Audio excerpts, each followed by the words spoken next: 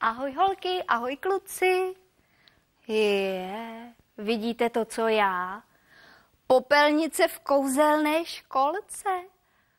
Co to má znamenat? No, i když koukám, že není tak úplně obyčejná. Je hezky barevná.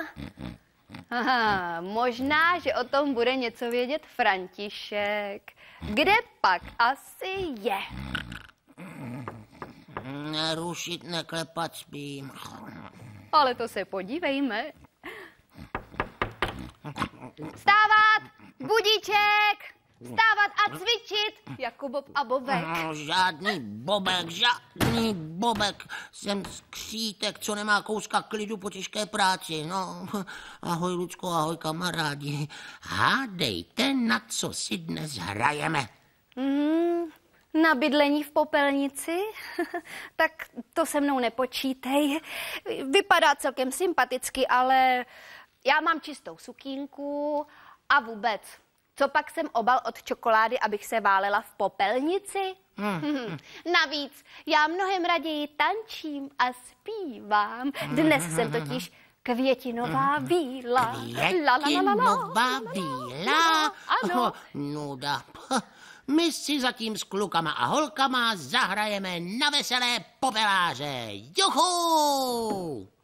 Františku, to je ale mnohem lepší nápad. Kde jsi? Haló? Z cesty řítí se k vám veselý popelář František.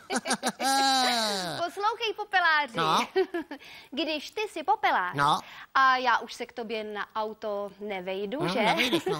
Tak já budu hubatá květinářka Líza. Počkej, tomu nerozumím. Hned ti to vysvětlím. Znám totiž jeden příběh a v něm popelář a hubatá květinářka Líza vystupují. A navíc se v té pohádce i zpívá. Tak jo. To chci teda vidět, jak se z víly změníš na hubatou květinářku. Tak to.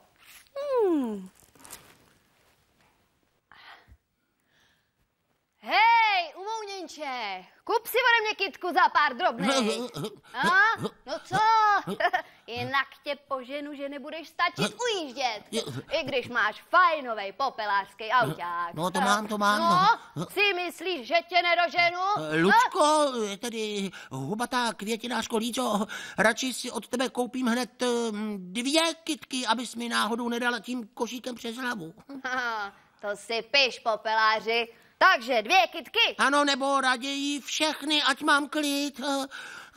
Tak jo. Všechny. Jemine, co to? Ach jo, pomoc. A teď zaplať. Pomoc.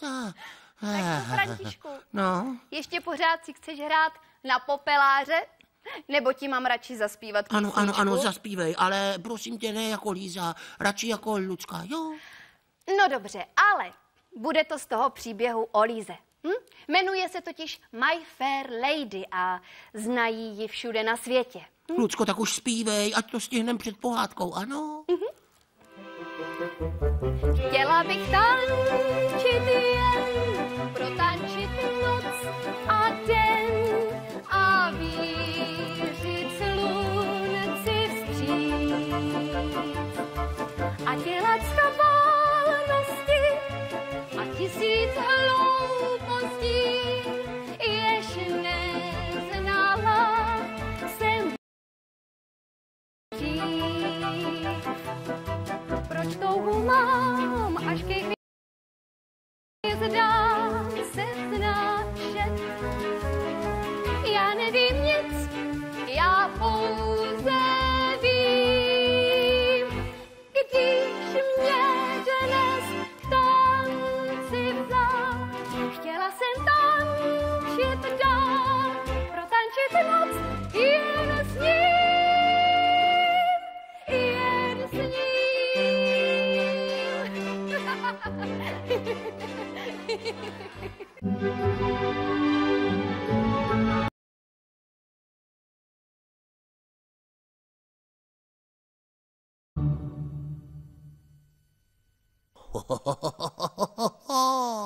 To to bude Lucka koukat. Určitě mě nepozná. Vypadám úplně jinak, vůbec nepřipomínám skřítka. Jsem spíš taková tajemná, záhadná postava. Kde pak skřítek? Františku, co to máš na hlavě? Ty vypadáš legračně. Počkej, jak to myslíš? Sundej si to, ať pořádně vidíš a pojď mi pomoct. Budeme kreslit mapu. Mapu? No jo. Tak, tady bude školka a vedle park. Park, prosím tě, jak to, že ses nevyděsila, co je to tady za tajemnou, záhadnou, neznámou postavu? A kde? Vždyť tu nikdo není. Františku. Co? Jestli pak ty si nevypil nějaký lektvar, který zatemňuje mysl. Víš, jak se to někdy stává v pohádkách. Ale nic jsem nevypil. Myslel jsem, že si budeme hrát na různé tajemné postavy, proto jsem připravil všechny ty paruky. Víš, že když si nasadíš paruku, tak je z tebe hned někdo jiný? Jo? Aha. No. No tak já to vyzkouším. Ale protože si nepoznala, že už jsem někdo úplně jiný, tak budu chvilku trucovat, jo? Ach jo, toto dopadlo. Františku, tak už netrucuj. To se ti řekne, no. Vlastně, když o tom tak přemýšlím, víš, že mi připomínáš jednoho rytíře z pohádky? Počkej, opravdu myslíš, že vypadám jako rytíř, Lucko? Lucko, kde jsi? Ha! Jsem záhadné tajemné strašidlo ze záhadné tajemné jeskyně a hledám nějakého skřítka, který by mi v té jeskyni uklidil. Dobrý den, milé strašidlo, tady žádný skřítek není a i kdyby byl, tak uklízí nerad. Ale Lucka, až přijde, ta uklízí moc ráda, tak byste jí, milé strašidlo, mohlo požádat o pomoc. A já se zatím schovám, jo? Jemine, Lucko, já tě nepoznal. Teda, Františku, ty jsi ale kamarád. Nabízet mě strašidlu na úklid. Ne, já to tak nemyslel, ale uklízíš přece ráda, ne? No. Víš co, pojďme raději dokreslit tu mapu, jo? Jo. Ty, Lucko, venku všechno začíná kvíst a na mě padá nějaká zvláštní únava. No jo, to se tak někdy na jaře stává, že na lidi a taky na skřítky padá takzvaná jarní únava. A co s tím? Víš, co je na to nejlepší? No.